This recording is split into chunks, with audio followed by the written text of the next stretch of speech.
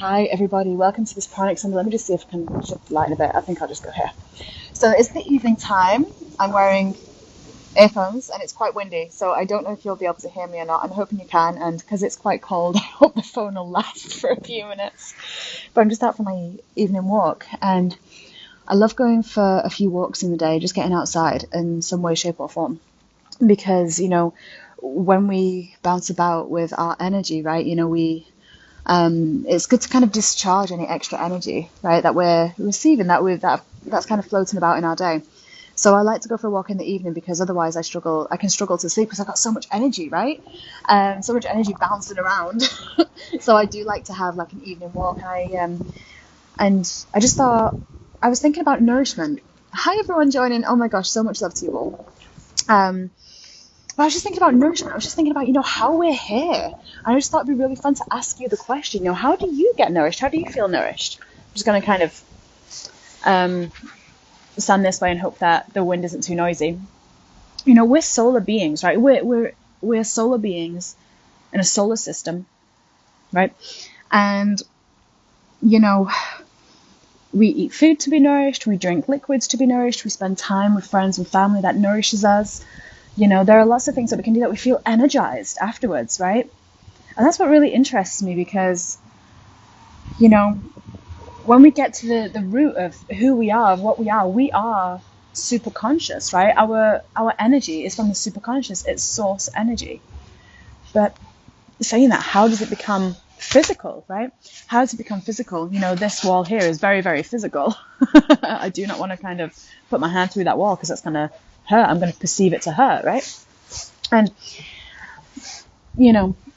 I was just thinking, because a lot of times when I do these Pranic Sundays, a lot of people connect prana to the sun. A lot of people connect that solar nourishment with the sun, right? We have an extended dry fast, 3.5 day dry fast next weekend over the eclipse.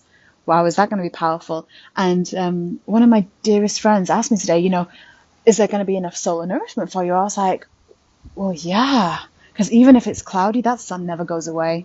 We've created that sun to be there. We've created our focused intention to be here, to be physically formed, right? In wherever you are in the world, right? With the nourishment of the sun to help us grow, right? To help us receive the light that we need. But also we create the moon, right? We've created the moon to bring us that nourishment in the evening. We've created the other planets, right? And when I say we, I don't mean we as in the human body. We've physically not done that, as in like the me that is speaking, the human body that is speaking has not done that, but the superconscious part of myself has, the superconscious part of you has, because we are all connected, right? And we come from that divine source. It's fun to think about, or I find it fun to think about as well, because a lot of times, we get charged up, right, in the day. We get very charged up in the day. We open ourselves up with that sunlight. It charges our physical body. It gives us that energy. And then when the moon comes out or when the sun goes down, our physical body kind of wants to slow down a little bit. We're not nocturnal beings by nature, in the sense of, we don't always really get all of our energy in the evening time. But, for the past few weeks, me personally, I found a lot of energy starting to rise in the evening under that lunation, right? And even when the moon is in her waning phase, which she is right now, and the moon is going to appear dark to us because of that placement, we still receive a lot of that energy because the moon, she nourishes our subtle energies, our intuition, our feminine energies, our waters, right? So I find it really fascinating. What nourishes you? Like, what nourishes you? I want to know. How do you feel under the moon? How do you feel under the sun? Because we've got this eclipse season starting. We have this new moon partial solar eclipse happening at the end of this month, right, on the 30th, 29th, 30th, right? The moon's going to be in Taurus, and she's exalted, right? There's going to be an exaltation there, right? Which means that, it's really poignant, it's really powerful, and she's really happy, right? The energy will be really happy. So this solar eclipse that's happening is really going to allow us to seed beautiful alignment, right? Whereas 2 weeks later, when we have the lunar eclipse, that's going to be in Scorpio. And Scorpio is a very, very powerful sign when it comes to the moon, and when it comes to that lunation. And it's going to be very intense because Scorpio brings us that death and rebirth. It also brings us that intense focus. Because depending on whether you're looking at traditional astrology or modern astrology, Scorpio is governed either by Mars in traditional astrology, right? Which is like that masculine energy, which is that focus, that will, right? Or in modern astrology, Scorpio is, governed by Pluto, which is birth, death, rebirth, right? So it's probably going to be one of the most poignant eclipse seasons that we've had for a very long time, for shifting your direction, for really jumping higher onto your soul path, for becoming more who you are. You're going to be shedding so many skins, but at the same time rebirthing into much beauty and pleasure and bliss, right, if we allow it. So for this Pranic Sunday, I kind of just wanted to say, how many of us spend time out in the moon, right? How many of us walk under the night sky and just allow our subtle body, our emotional body to be nourished, right? Because oftentimes, we're in this emotional world, right? We're in this emotional world, this vibrational world. The emotions are our indicators, yet oftentimes we don't give as much attention to our emotions as what we should, right? Because they want to flow. So whenever we're processing something, whenever we're releasing, shifting, expanding, wanting to reach new alignment with something, we have to really acknowledge the emotions. We have to allow them to feel nurtured, right? Rather than just through the sun, but also through the moon, right? What nourishes you? I want to know. Tell me in the comments. But for this Pranic Sunday, really, instead of there being a specific breathing exercise, a movement, or something like that, it's more about connection. I wanted to bring this more background to connection with yourself and how to allow the flow of your superconscious self into your being, because this is a very physical being, right? This is physical, and our thought patterns, what we're aware of, is our conscious body. But we have the subconscious and the unconscious, right? Which is kind of those things that we do without even realizing. And they're the things that block us from being in our most aligned state, right? They're the things that block us from being in our most aligned state. Now, when we are flowing, right, when we're allowing that flow of energy, and we are present rather than allowing the subconscious, the subconscious or the unconscious to be driving, because otherwise we're just passively living. We're letting life live us rather than us being in control, because really we are always in control, right? But who is driving that? Is your subconscious driving that, and your shadows and your blocks? Is your conscious mind doing it, in which case it can be really quite linear and limited? Or are you allowing the superconscious part of you in? Are you letting that in? And I find being under the moon is actually really powerful to connect with that flow of the superconscious. Obviously the sun as well, but really the moon, because we ignore that a lot of the times. We stay in then, right? It's dark, it's windy, it's colder.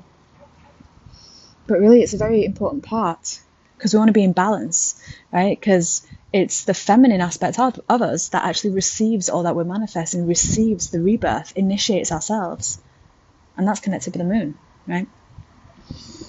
So, what's your relationship like with the moon? Tell me, I want to know. What's your relationship like with the sun? Do you feel like you are creating your world? And when I say creating, I don't mean controlling. A lot of people can confuse that, right? Not controlling it where we're trying to control the outcome, but are you creating it in the sense of acknowledging that, the whole world is here because we've created it. Every experience we have is for our soul's growth, expansion, evolution.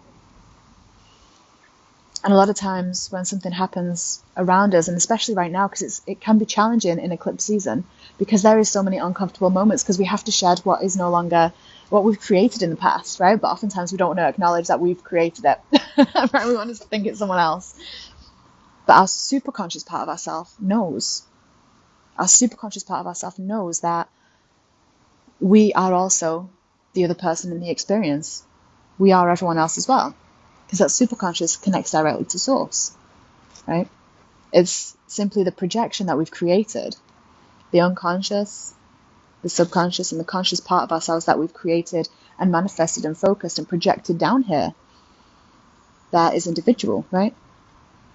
But the superconscious part of ourselves is collective and is always operating in highest good. So how much do we let that highest self in? How much do we let the superconscious in? And how can we increase that? We can increase that by allowing the flow of emotion, allowing the flow of energy, walking, moving your body, allowing your emotions to be felt. What are you feeling? Especially right now, it's a powerful lunation, it's eclipse season. What are you feeling? Feel it to heal it, because the things that hurt on the emotional scale, the things that hurt within us that we don't want to look at, that's just a block of energy that's at one point wanted to flow, but we've stopped it. We've subconsciously stopped it flowing. So feel it to heal it. Allow yourself to acknowledge your emotions, because they're the most important things. That's like your sat nav to bliss. Your emotions are telling you whether you're going in the direction you actually really want to go in, right? And they're also telling us where the gap is between our superconscious, our higher self, and our subconscious or mental beliefs, right? That's the gap. And that's the fun in it. And that's the fun of it. That's the beauty of it. So in this Aquarius moon, we move from Aquarius into Pisces, where it can dip very much into those, into the duality, right? Because that's what happens when we get to Pisces, is there is this emotional, spiritual layer that wants to be addressed, redressed. What are we going to allow? What are we going to let in? Are we going to let flow everything that wants to flow? Not fearing when it might feel a little bit uncomfortable. Because if we don't fear it and if we let it to flow, then it will flow and it will release. But if we block it, that's no good, right? We don't want to do that, because we're just going to repeat patterns. So I just thought some late night ponderings this evening.